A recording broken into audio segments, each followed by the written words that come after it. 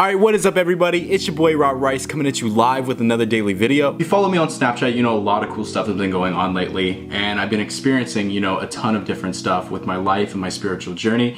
And my whole goal and focus is to broadcast for you guys so you guys can see, the emotions that I go through, basically the journey of self-realization and all the things that I experience, so that way I can, bring this message to you guys so you can experience it yourselves. So lately what I've been doing is I've been meditating. I actually have a few spiritual shaman that I associate with now, and so they take me on these journeys and these trips, every few months, that I really get to see myself and experience, the evolution of my being and where my spirit's actually headed. And so this past week I got to experience something amazing. I got to experience the final death of my ego and then the reformation of myself and into my next version of who I am. Believe me, I know that sounds kind of crazy for someone who, just randomly clicked on the video and they're like, what's going on? Or let's say you follow me and you're not really catching on what I'm saying, but I'm gonna break it down for you. So the science behind self-realization is realizing your true spirit's purpose outside of the bounds of what we call an ego. An ego is something that your subconscious mind, your conscious mind forms. It's basically neural pathways that make you think a certain way, that gives you entitlement or disentitlement to where you don't think you're enough, where you think you're too much. It's always something that always leads to either insecurities or complete blindness where you're oblivious to the rest of the world and the energies around you. So with this death of the ego, a lot of stuff happened, but in order for you guys to really understand everything that I went through, I have to go right back to the beginning, to where I actually became realized about what my ego was like. So taking it back to 2017, when I was at the peak of my bodybuilding career, I was envious of certain people who had things that I wanted, that had to do with women, materialistic items, and all of that. But at the time, I had no idea behind spiritual self-realization. So I just thought, go get her, manifest, law of attraction, just go out and get these things without actually thinking about the energy and the vibrations behind it, and really trying to achieve something that's worthwhile for my spirit. My energy at that time was just so black because I had focused on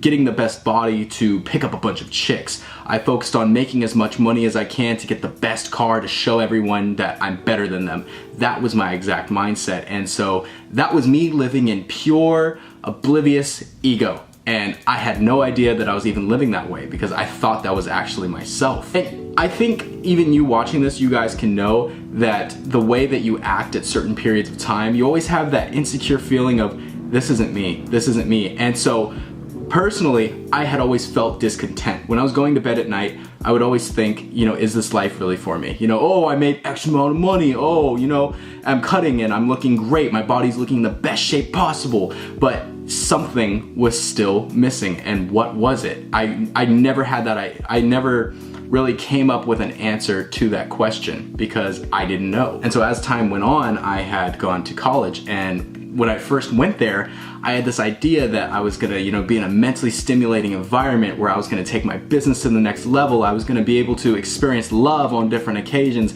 and really, see what life has to offer for me, but for all the wrong reasons, built upon lust, greed, wealth, money, all of that. When I got there, I had such an inflated ego that I wasn't even conscious to everyone's energies. So I immediately put myself above people. So when I moved into the dorms, I had this preconceived notion that I'm an entrepreneur and that, I'm somewhat better than these people, but not in a douchey manner where I wouldn't speak to them, but in my mind, I always thought that I had a different edge above me or than the other person. And I never really respected what the other person had to say because I was just more focused on me. That really weighed in on social events. I never really wanted to associate with certain people because I knew that their energies were beneath me.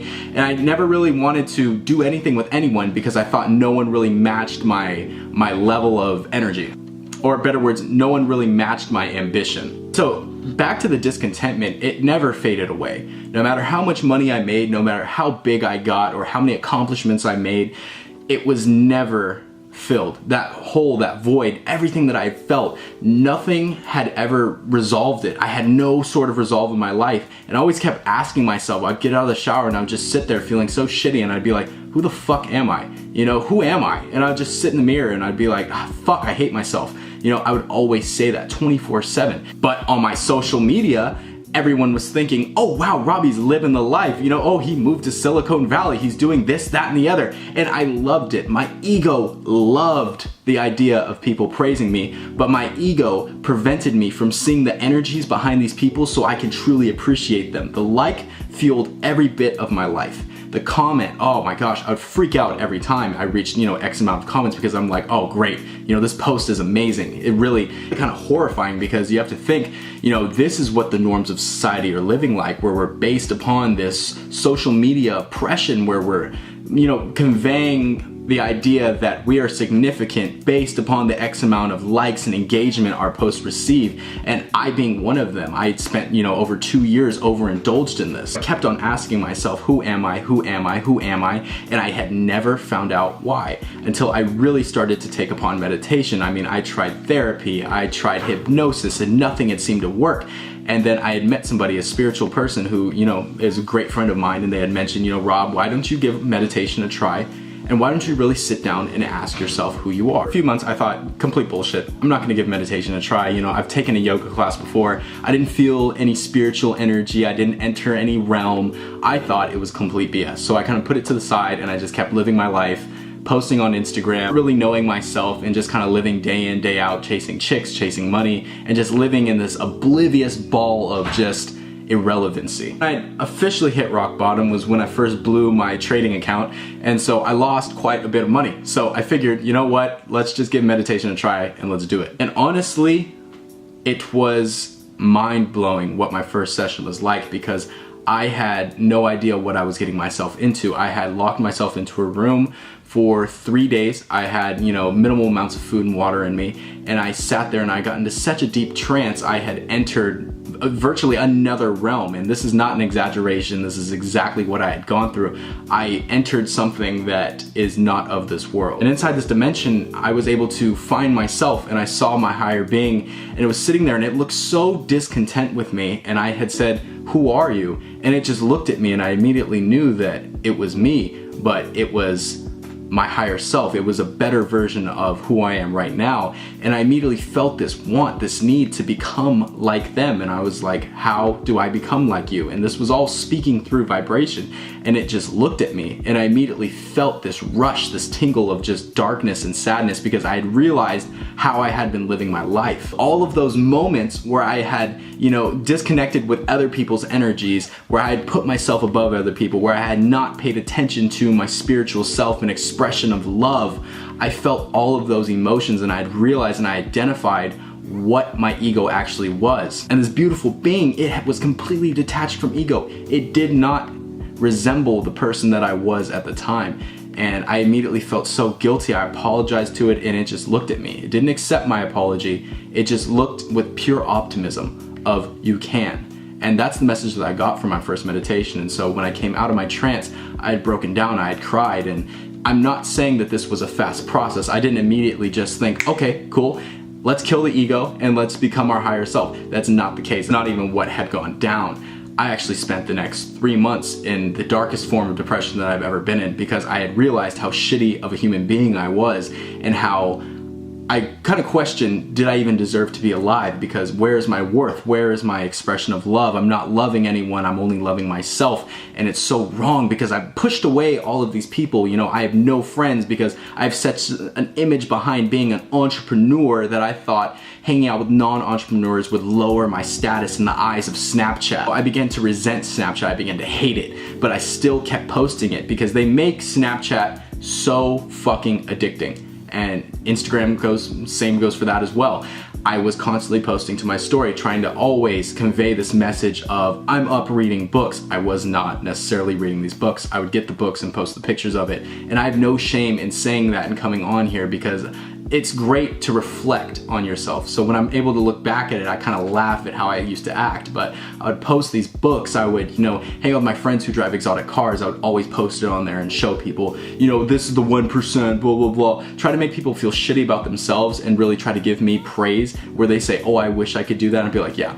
You know, never in my mind did I think to tell them, you can do this. Apply yourself, love yourself, you can do it. I always just took the compliment and ran with it. When I was faced with this adversity, the 3-month depression, it's like I was just battling myself constantly because I formed this strong hatred for myself because I kept thinking, you're a fuck, Robbie. I kept telling myself that every day, and it was like this huge amount of resentment for myself. I couldn't stand to look at myself in the mirror. I stopped working out because I realized I was doing it out of self-gluttony, and I stopped social media. I stopped everything from everyone. I didn't leave my apartment, my dorm room, for a solid month at a time. I had food because I'd go downstairs, I'd get the nutrients that I needed to a certain extent, but I would not engage with anyone. I would just sit in my room with the lights off.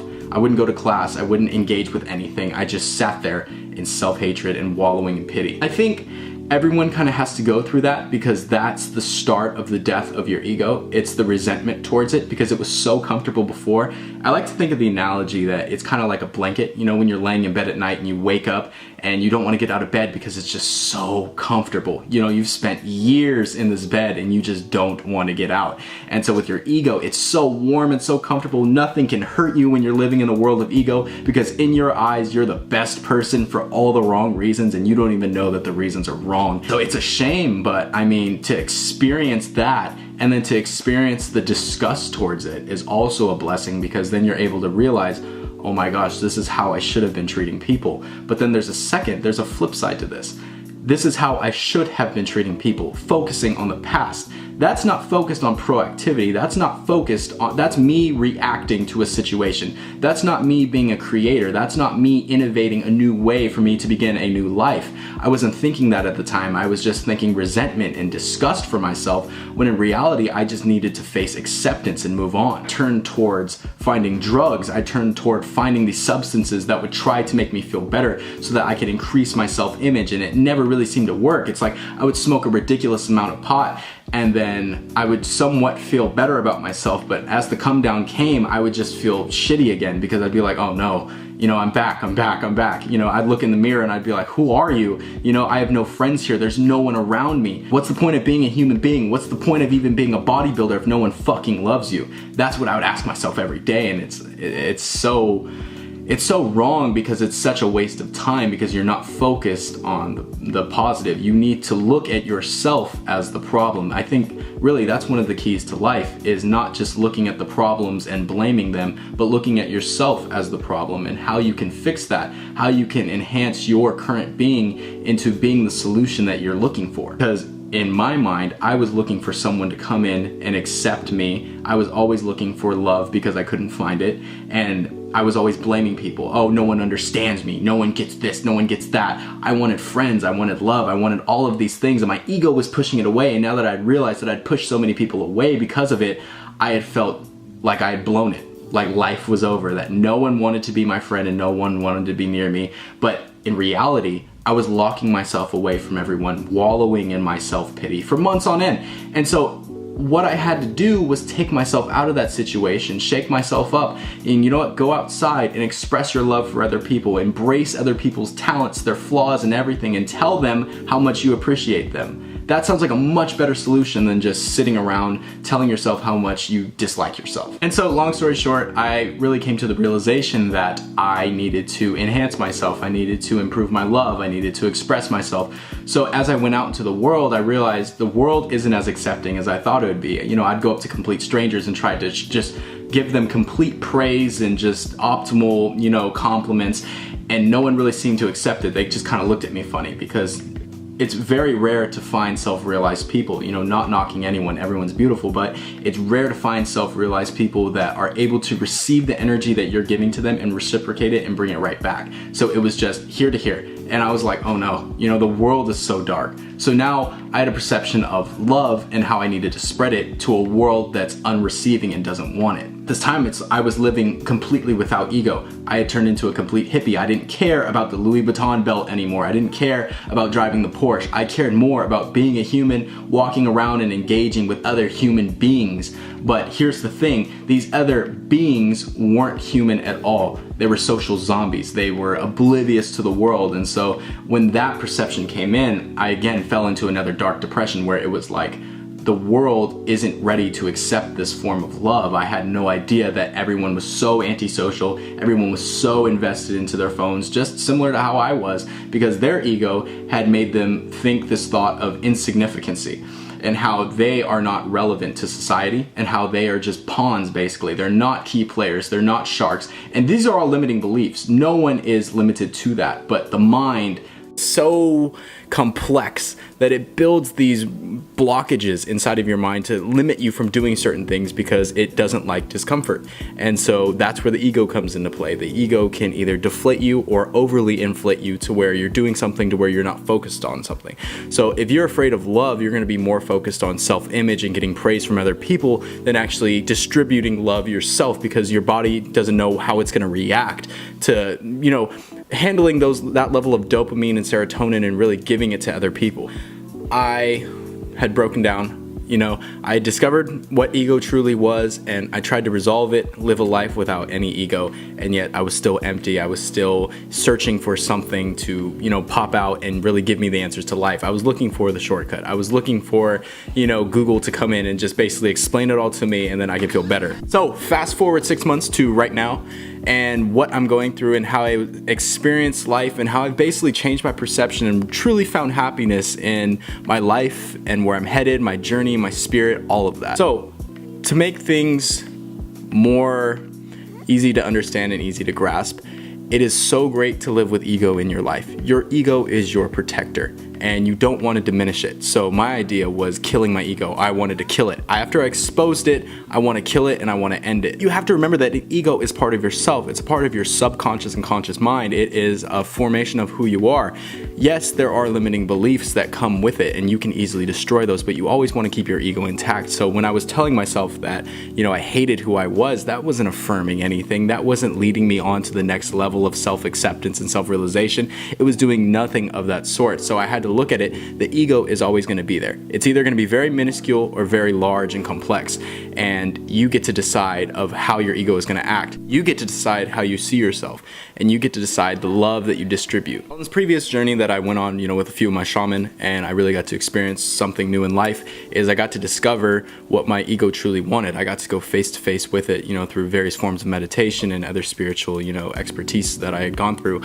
I got to go face to face with my ego and really ask it the questions that I had for it. You know, what do you want? You know, like, what is your overall purpose and goal with me? You know, why are you so always there? Why are you always that shadow hanging over me? Why are you that negative energy? Why are you always trying to bring me down, putting in limiting beliefs, telling me that I'm different from people? And I really had to ask it these questions in such a pure, straightforward way, just trying to understand why it was acting like that. The answer that I got from it was something that I had never even expected in a million years. It was something that actually blew my mind.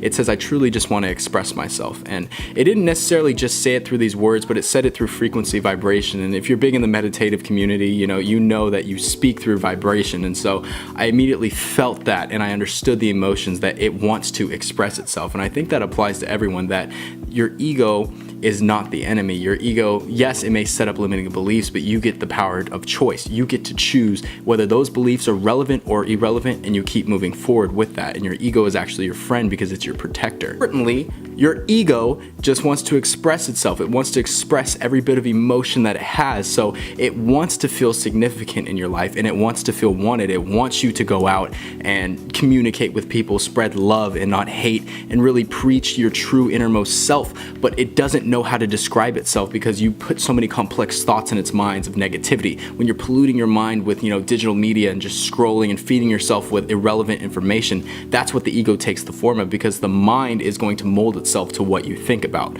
So when you think about negativity, that is what your ego is going to represent. When you feed it with ideas of bodacious and being, you know, big and bragging and, you know, larger than other people, that's what it's going to form towards. You get to essentially create it, but overall, it just wants to express itself, and it's going to do it that exact way. It's going to do it the way that you put the mind towards. So I firmly believe that everyone watching this video, you need to express your ego, just like I've done.